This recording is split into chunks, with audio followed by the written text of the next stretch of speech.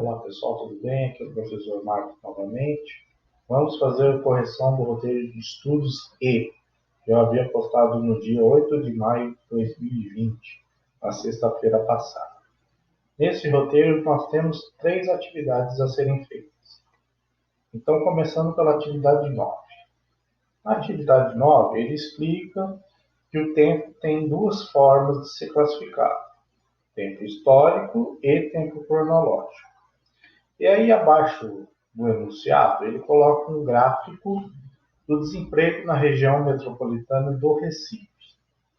Bem, se vocês analisarem o gráfico, no eixo vertical, no eixo das ordenadas, nós temos a porcentagem: 0%, 5%, 10%, 15%, 20%, 25% e 30%.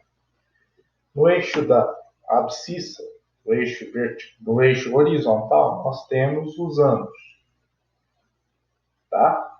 Então, nas ordenadas nós temos a porcentagem e na abscissa nós temos os anos.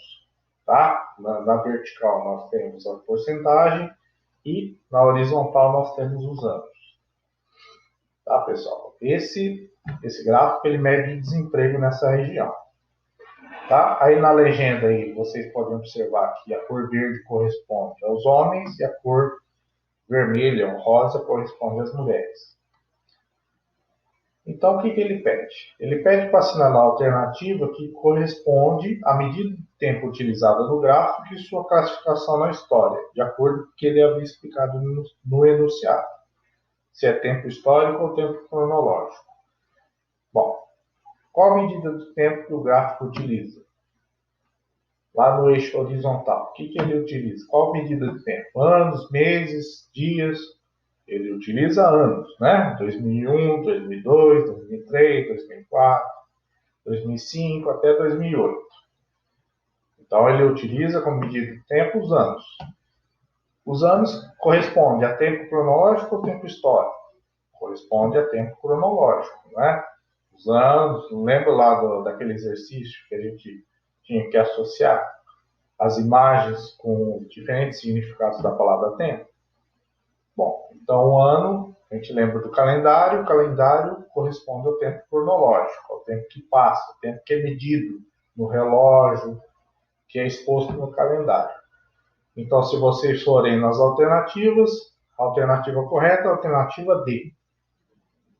Então, a medida de tempo são em ano, e o ano corresponde ao tempo cronológico. Tá, pessoal? A alternativa D é a alternativa correta. Na atividade 10, ele pede para vocês copiarem essas frases e completar com as palavras do quadro. Se vocês observarem as frases, elas são conceitos de cada uma dessas palavras que está no quadro, não é?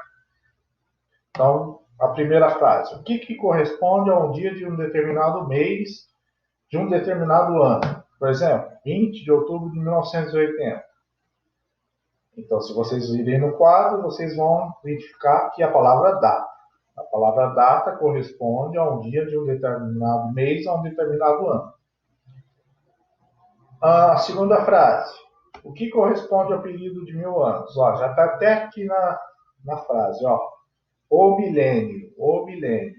O milênio corresponde ao período de 1000 anos.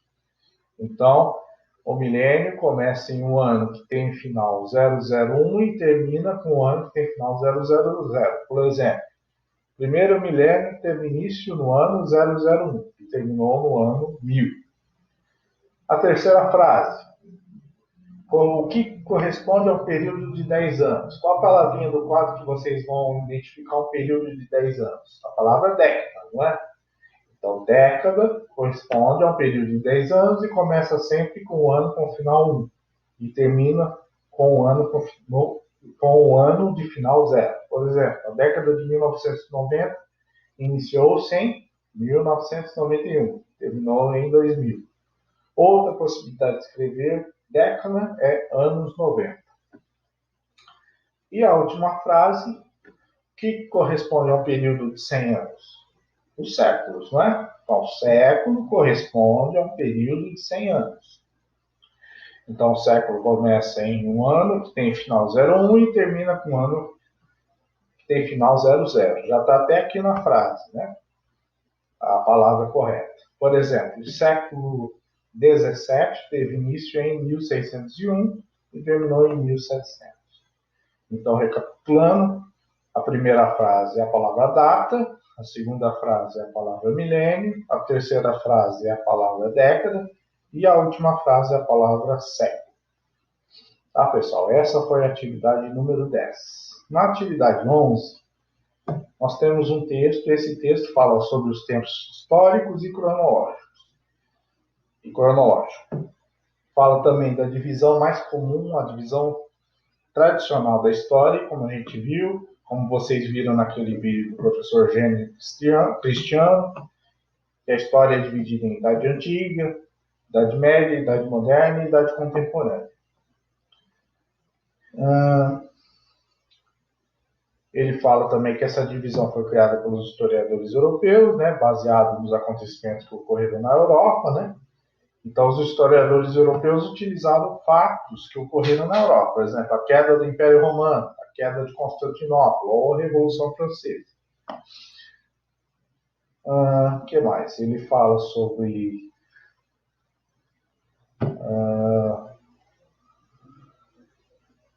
que o conceito de história tem que sempre levar em consideração o tempo, o espaço das populações, né? De cada população, de cada etnia, de cada povo. Então, com isso, a gente alinha o tempo histórico com o cronológico, não cometendo anacronismos, né? E nem desprezando culturas diferentes. Ou seja, a gente não pode analisar o passado com o olhar de hoje. A gente tem que sempre analisar o passado com o que ocorreu naquela época. Então, ele, de acordo com o texto, ele faz duas questões. A primeira questão, qual a divisão mais comum da história? Então, se vocês voltarem ao texto, lá no primeiro parágrafo, vocês vão identificar qual a divisão mais tradicional da história. A história, então a resposta seria a história é dividida em história antiga, a história é dividida em Idade Antiga, Idade Média, Idade Moderna e Idade Contemporânea. Idade Antiga, Idade Média, Idade Moderna e Idade Contemporânea. Na letra A. E a letra B, ele pede para citar um acontecimento europeu que, de acordo com o texto, serve para marcar a divisão da história. Bom, se vocês voltarem lá no terceiro parágrafo, ele cita os exemplos de marcos históricos utilizados pelos europeus para marcar a divisão da história. Então, ele cita, por exemplo, a queda do Império Romano, a queda de Constantinopla ou a Revolução Francesa. Bom, ele pede para você citar um acontecimento, então você poderia colocar um desses três. A queda do Império Romano, do Ocidente, a queda de Constantinopla ou a Revolução Francesa. Tá? Você tinha que citar um desses acontecimentos de acordo com o texto. Tá, pessoal? Com isso, a gente termina o roteiro semanal. Tá? De todas as atividades que eu havia passado para vocês. 2 atividades por dia na semana passada. Bom, amanhã dia 11 de maio, eu vou passar para vocês o roteiro de estudos número 2, roteiro de estudo semanal número 2, tá? Como eu havia decidido em reunião da escola, a gente vai postar essas atividades num único dia, geralmente às segundas-feiras. Então, amanhã eu vou explicar para vocês como é que vocês vão fazer esse roteiro em casa. Tá, pessoal? Qualquer dúvida, escrevam aí nos comentários. Muito obrigado e até amanhã.